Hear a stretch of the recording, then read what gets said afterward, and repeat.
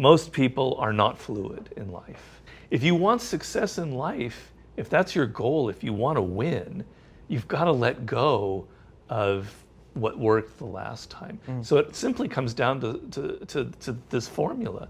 Do you really want to win? When John Coltrane was growing up, he was kind of an anxious kid, and he took up music really just as a hobby to get out all this pent-up energy that he had. And then he heard Charlie Parker play the saxophone, and he knew that what Charlie Parker had, he wanted, and it became his life's task to master the saxophone. Discover your life's task, your calling in life, your vocation, however you want to describe it. And I say it's the most important decision that you'll ever make. So John Coltrane began to practice incredibly hard because Charlie Parker was famous for his practice. So Coltrane would practice so hard that the reeds on his instrument would actually become red with blood. Embrace the pain, is what I say. Pain is good for you. It's great for you. John Coltrane bounced around to different bands for about 5 years, trying different styles. After 10,000 hours of repetition and practicing a particular skill set, something literally happens to the human brain. A transformation occurs. John Coltrane was finding, though, when he was playing with these different bands, that he was struggling with solos. They were sort of off the rhythm of everyone else. They were unusual. He was a bit different in his style. That moment of deepest frustration is actually a signal from your body, physically a signal, that you're actually on the way to a breakthrough, that something is churning up inside you and you're not yet aware of it. And then he came across Miles Davis. Miles Davis led the most famous jazz quartet of the time, and he joined Miles Davis. I say that there is one shortcut that I will be willing to acknowledge, and that is having a great mentor. And Miles Davis saw in this style that Coltrane needed to keep going and keep pushing into it. So he encouraged him to keep trying his own style, to look at what was fitting for him, and then to move into that. And the problem that most people have is they follow what other people are doing, or they follow the career path that leads to the most money, the most attention, the most glory, that seems like the most exciting, the sexiest thing, because that's what other people are doing. And they're not actually looking at what their inclination, what I call your own inclinations are, who you are, what you actually really love. What Coltrane was doing was actually shaping and reforming the way of playing jazz. He had developed his own fluid style of working back from different elements of the music and building it all into his own unique way. It's about fluidity, and it's a certain philosophy of life. And Coltrane began to develop his own sound. People had never heard anything like it before. As long as you're trying, as long as you're exploring, it'll probably come. And he kept going into that. People said it was like sheets of sound. The emotion, the anxiety, the things that he was expressing, it was like a voice, like singing. People were excited by his music. There was something visceral about it. Go to a rock concert or any concert, and you feel this wave of emotion, everyone bonding. Yeah. It's that animal part of you. There was something that was communicated to people in a very emotional way that they couldn't even put words to. As a highly social animal, our emotions communicated themselves to other people very quickly.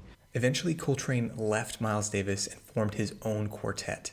And in that quartet, he was experimenting with styles still. He was taking things from other styles and trying them out and trying to work them in. He had gone from just mastering the skill of his own style of the saxophone and then stretched himself out into broader things, into grabbing at music from other types, other cultures, other instruments, even looking back at the music of his childhood.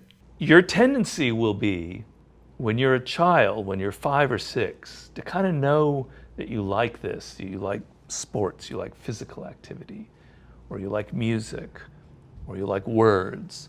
And then he took that into doing a cover of the song My Favorite Things from the musical The Sound of Music. And that became a smash hit. He had his own take on it.